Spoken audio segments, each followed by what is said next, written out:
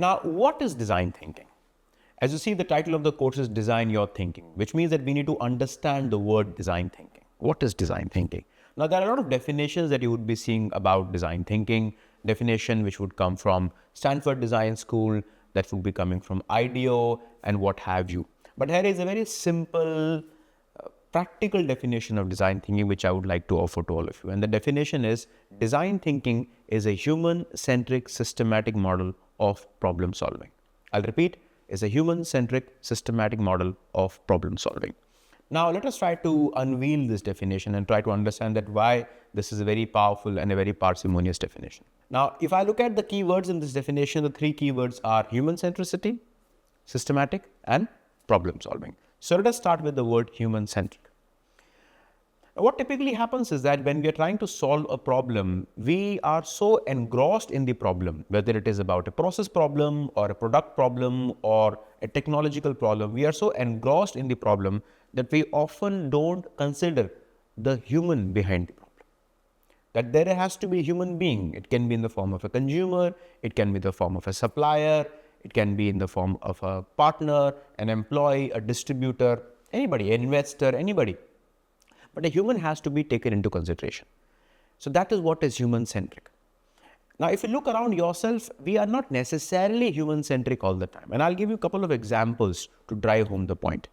Now, when you're traveling by the aircraft, imagine you're sitting right next to the emergency exit and the air hostess comes to you and she says that, sir, since you're sitting next to the emergency exit, I would like to debrief you on how to operate the exit. And you say, yeah, sure, go ahead. And in one breath, she gives you the entire instruction. And you nod your head as if you can really open the emergency exit on that particular day. Now think about that. The way she has narrated the process of opening the emergency exit to you. Do you really think you can open it in the case of an emergency? I doubt, because you have no practice of doing it. So when she is rallying this definition to you, what is she doing? Is she being human-centric or regulatory-centric? So she is more regulatory centric because before the aircraft takes off, she has to ensure that she has told you how to operate. It doesn't matter whether you have understood or not. It doesn't matter whether you can operate or not, you see. Similarly, if you work in an organization, and many people have gone through this, including me, what happens when you're submitting a bill for reimbursement? Now, is the reimbursement process of an organization, would you call it human-centric or policy-centric? Again, it is policy-centric, it's not human-centric. And why go anywhere else? Let's look at Apple for a moment. For the longest time, Apple did not give chargers to you along with the phone. For the longest time, Apple did not have their chargers compatible, the C-type chargers with other phones. Now, is that behavior from Apple human-centric or product-centric? Product-centric. Now, I can go on and on to explain to you that the world around you is not necessarily designed keeping the human in mind. We often end up making products and processes so complex because we want to show off that we can do this also, that we forget that there is a user who has to use it by the end of it all. And the best example of human centricity which I can offer to all of you is children toys, like a Lego block. Now, if you remember when you started playing with a toy, did you ever read a manual on how to play with a toy? No. I never ever seen a child going through a very thick manual, okay, this is how I have to play with a toy. How do children learn to play with toys? Learning by doing. They start dabbling with it and very soon they understand how to play with it and they in fact discover new ways of playing with the same toy. Or they remember you when you were playing the video games, did you really read the instructions on how to play the video game or just started playing? So video games, children toys, products for the elderly are very, very well designed product because they have kept the human in mind. So the next time when you're trying to solve a problem, keep this in mind that you're not solving some problem. You're solving somebody's problem. And unless and until that somebody is in your consciousness, you will end up solving a problem in a suboptimal manner. Okay, so that is what I mean by human centricity. And please don't confuse the word human centricity with customer centricity. Often the mistake people do when they talk about design thinking is that I need to be centric to the customer. No. It's not that you have to be centric to the customer. You have to be centric to all of human. Okay? And that can be customer and it can typically be beyond customer. Let me give you a very simple example of customer. Okay? Now imagine this thing that we are talking about Nestle Cerelac. Okay? I'm sure all of you are aware of what is Nestle Cerelac. So there is a Nestle Cerelac. Let us try to understand who are the customers of Nestle Cerelac. Okay? To begin with, there is a baby. Now what does a baby want from Nestle Cerelac? It should taste good. All right? There is a mother. What does a mother want? That it should be nutritious for the child. There is a father. What does the father want? It should be friendly on the pocket. There is a maid who is feeding the baby. What does the maid want? So that it is easy to make. It doesn't take too much time and effort to make. There is a grandmother. What does the grandmother want? Grandmother wants that the baby should be healthy and the food should be nutritious. And also it has to be in sync with what I have been feeding as a mother. Then there is a pharmacist who has to stock the product at a profit margin. And there is a doctor. At least these are the 7 stakeholders. Now, who is the most important customer? Do you think baby is the most important customer? No. Even if the baby loves the taste, but if the father can't afford it, it's not coming to home. Do you think father is the most important customer? Again, no. If the mother says this brand is not good for the daughter or the son, father has no say. Do you think mother is a customer? No. If the mother claims something and the father can't afford it, it's not coming home. Do you think pharmacist is the main customer? Not necessary. If the doctor doesn't prescribe, the pharmacist has no business. Do you think doctor is the main customer? Again, no. If the family can't afford it, doctor can't prescribe it. You see? So all these are your customers. And that is the reason why I have to elevate the discussion from a mere customer-centric view to a human-centric view. And I'll talk about this in length going forward as well, that the way you can be human-centric is by developing compassion, is by developing empathy. So empathy, it will be coming again and again as a part of this course, that how to become more compassionate in your life. Okay. The second word is called as systematic. Now, as an Indian, I've always been puzzled about that how our culture shapes the way we think. Okay. So we have the Germans, we have the Japanese, we have the Israelis, we have South Koreans, we have Americans, we have Chinese, we have Indians.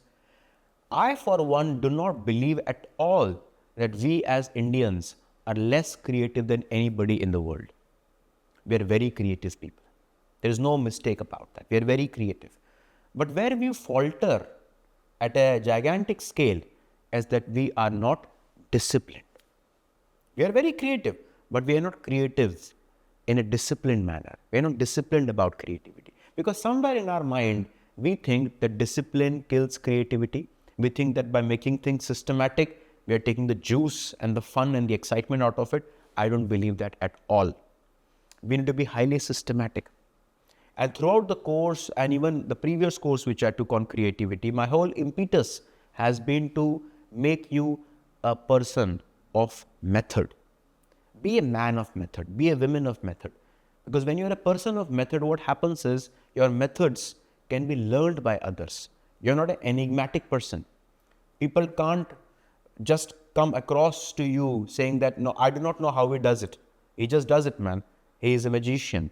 No, that is not the right state to be in. You need to be a person who others can demystify, who others can get inspiration from. And that is what is being systematic and being methodical all about. So instead of being ad hoc, instead of being improvisational, or what we use a word in Hindi called jugaad, instead of doing jugaad, what I'm trying to advocate is being methodical. And I believe that unless and until we as Indians develop discipline in our lives, we can never get global respect. Yes, we can become the largest economy in the world in the next couple of decades, but I don't think we will get world's respect. We will get respect only if we embrace discipline without losing our creativity. We need to embrace discipline. And there are a lot of examples right from the world of sports, like Roger Federer, to the world of chess, like Magnus Carlsen, to the world of politics, business. I believe that the most successful people in the world are very, very disciplined. To an onlooker, it might not seem so, but in their own private lives, they're highly disciplined because you can't leave much on chance. So that is what human-centric systematic mean. And the last phrase is problem solving. Design thinking is not about designing. It's about thinking. It's not about thinking what to design. It's about designing your own thinking. And hence, instead of really worrying about that, can I make a better product by the end of this session? No. We're not looking at, can I make a better product? What I'm looking at is, can I solve a problem better? The solutioning of the problem can be manifested in the form of a product. It can be a service. It can be a solution. But at the end of it all, it's about problem solving. And don't you believe, think about that for a moment, your entire life is about problem solving, isn't it? From the moment you wake up to the time you go to bed, aren't you solving problem?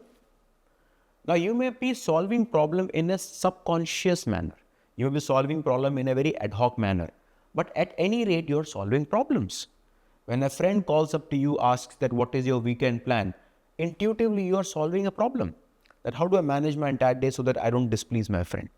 When an ad hoc call or ad hoc meeting comes up, you're trying to calculate what do I do with my day plan so that I don't miss out on something important. So you're solving problem. And if you can learn to solve problems more systematically, then you can take up bigger problems in life. And in today's time and age, we have lots of problems around us, right? From climate change to ongoing crisis around credibility of people and credibility of leadership, to unemployment, to dismissal of rights of people, to ongoing diversity. Aren't we